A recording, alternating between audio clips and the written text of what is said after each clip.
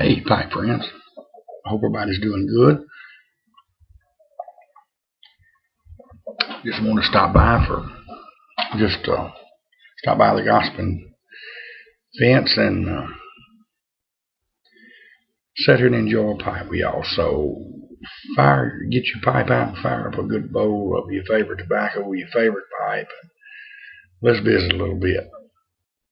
Tonight I am smoking some. The tobacco for this visit is going to be Mac Barron's Plum Cake, and I put that Mac Barron's in my Hardcastle Bulldog. I bought this off eBay, and it had never been smoked before. And I got it for a steal. This pipe runs somewhere between $80 and $88 and $98 online. I got it for $30, $36 shipping and all, and it had never had a shred of tobacco in it. And so it was truly one of my better finds on eBay. But it smokes that plum cake good. I hadn't found many pipes that don't go good in. Matter of fact, I honestly can't say that I found any.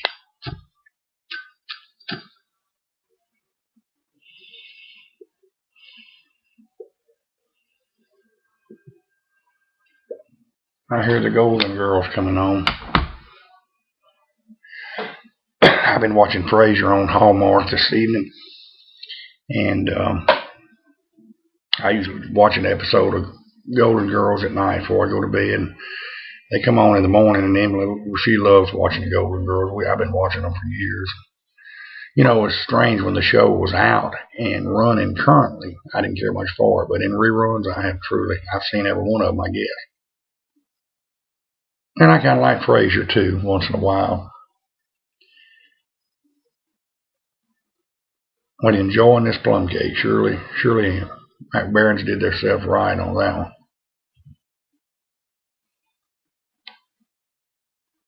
My wife asked me, said, well, one day, said, well, how do you decide which pipe? I've got several pipes, 30 some odd, 36 or so.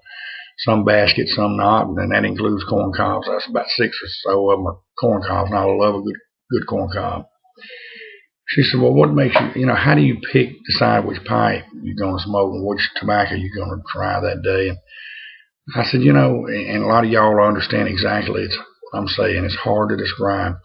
Sometimes I let the pipe pick the tobacco, and sometimes I let the tobacco pick the pipe, like in tonight's. I can't describe it. I knew this plum cake was going to taste good in this Hardcastle. I can't describe it, but y'all know what I'm talking about. And if y'all can describe it any better, let me know, because I would sure like to be able to give a better answer than that. But that's true. Sometimes I know what I've got a taste for. I know how I want it to taste, and I just sometimes let them pair each other up. But that's just me. I'm on the red mug tonight, but red sit-go mug. I got a blue one and a red one. I got to have one of them around all the time.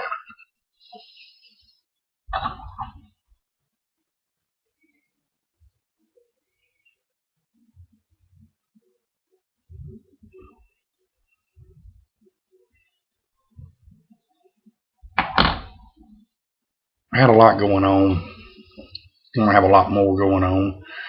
Coming up, I'm negotiating a business deal. My wife may fully wind up running the little restaurant, and I may ease back into the automotive deal. My dad's in the tire business, and I may ease back into the tire business and automotive. I'm negotiating some things now, kicking some things around, and we're beginning to iron out some kinks. And I miss it. I started when I was 18 years old. I bought a Texaco station. My dad was a Texaco dealer here in town. Texaco didn't really realize how young I was, and I kind of fooled them. I was the youngest dealer they ever had in this region, and I think they thought I was about 3 years older than I was, and I bought my first one at 18, and I had 3 of them by the time I was 20. They were the full serve stations, had the bays on them. We changed tires, fixed flats, done oil changes. We kept a big inventory of tires. We were handling B.F. Goodrich branded tires back then. Very nice display, full serves, clean restrooms, very well stocked, had fan belts, hoses, batteries, all kind of additives and oils, and full line of filters and air filters, oil filters. We carried a ton of stock in them back then, and they were very well merchandised. All the employees was in uniform. It wasn't one of these places where you came in and it looked like this grease pit. We took pride in them, and they were run well. Had service trucks, pickups with a little Texaco emblem on the side. We'd go out and boost people off, and change tires. If you woke up with a flat, you could call us. Car wouldn't start, we'd come after it. My dad had a tow truck. He had one big Texaco station. He did as much out of that one as I did in 3 of mine. He truly had the best one in town, and of course one of the 3, he and I were in partners in a little station out in a section of town called Lakeshore. It's a little 2-bay station, and it had a lot of dealer turnovers, and couldn't nobody stay, and couldn't nobody seem to make it out there. We had a guy that had been in business a long time that had retired and kind of came back. He was working for me at one of the locations, and he agreed to go be the manager. We got it for a good deal as far as the monthly rent on it, and stayed out there 6 years, nearly 7. And I think that was the longest anybody had ever stayed. Most of the time it was turning over every 8 or 9 months, and nobody could make it. Of course, the station was 35 years, probably, that was in 85. The station was built in the late 50s, Of course, it had been remodeled a time or 2. And service stations were going out, and convenience stores were going in. And which I later did change into the convenience stores, but it was kind of a mistake. I, never did make the money, and just a lot harder, a lot more to keep up with, a lot more employee problems, and, a lot of shoplifting, employee theft. It was just horrible, these stores. If you're not running them yourself, and when you have, trying to run multiple locations, it's now impossible.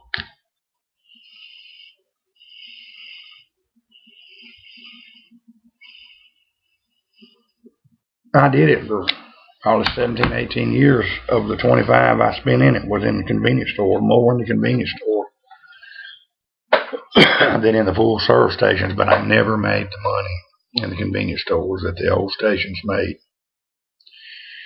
And but I had a wrecker, talking about the service trucks. I had one wrecker that I worked between my 3 locations, and it did pretty good. It towed for all 3 of them, so kept it busy, and we just used the same one for all 3. One of them was an interstate location, so it did had a lot of breakdowns, a lot of towing. And I put it on police rotation. We worked a few accidents and stuff.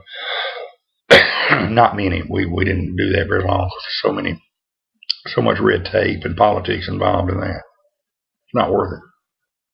Unless you're a big outfit, There's a company in town's got about 20 wreckers, and they handle all that, most of it.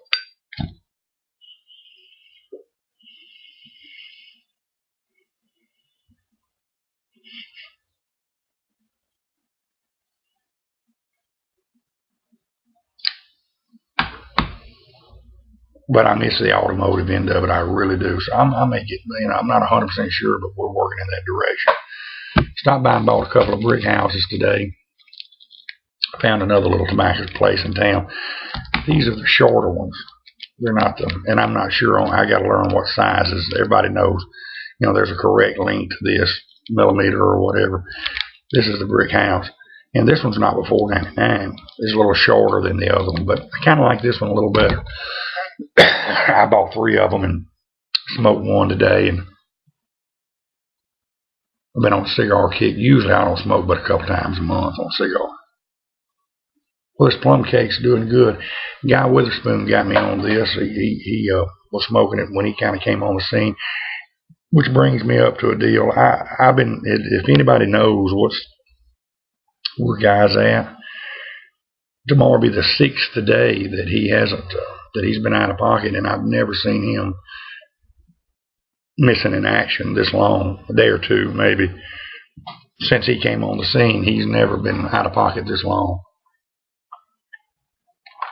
I'm a little worried about him, if people that follow Guy know his story. He had a pretty bad stroke in 2008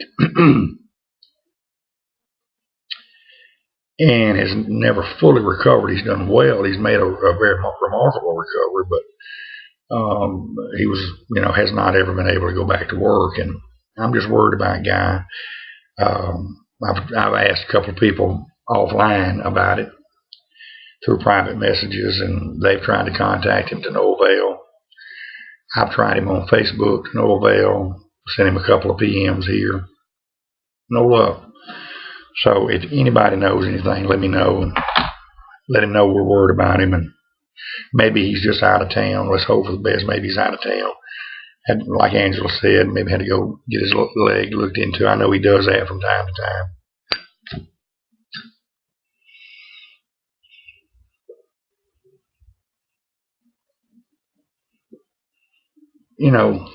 Of course, the bad thing about it is, as well as we know each other, if something were to happen, no one may ever know it, because, my wife, and I've told her, if something happens, I get sick or whatever, to let y'all know, just get on here. She knows my password.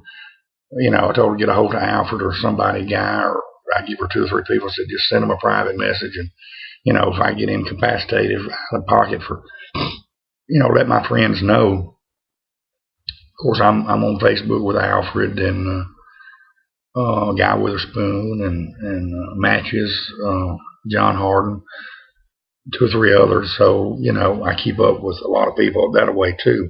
So we would kind of know. But, it could realistically something happen to someone and get down and get sick or worse, and the community wouldn't know it. I know there's a couple that have just disappeared.